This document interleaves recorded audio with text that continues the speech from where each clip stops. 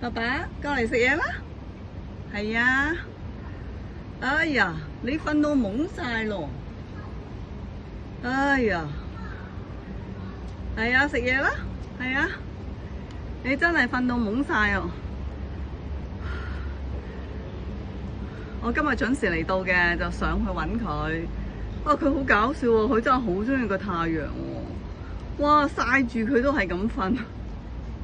哇，佢真係喺度享受日光浴，唔係日光浴啊？係咪日光浴？唉，唔識啊！食啊食啊食啊食啊！唉，哇！咁啦，啊又想話俾你聽，我尋晚咧就睇明珠930，咁啊原來做嗰套叫做《水行俠》，我都唔記得咗個劇情係點。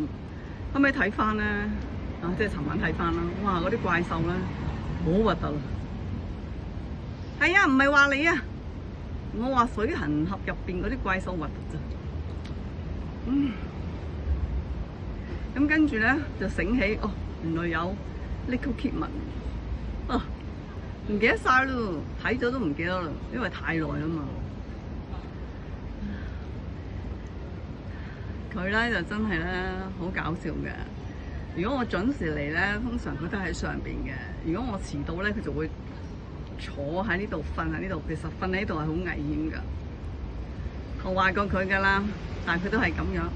佢可能以為我咧唔記得咗佢，睇唔到佢。所以如果我晏咗咧，佢通常就會瞓喺呢度嘅。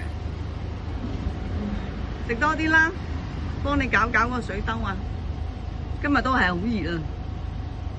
食啦，係啊，乖啊，好，慢慢食。係啊，小花聲啊，小花聲啊！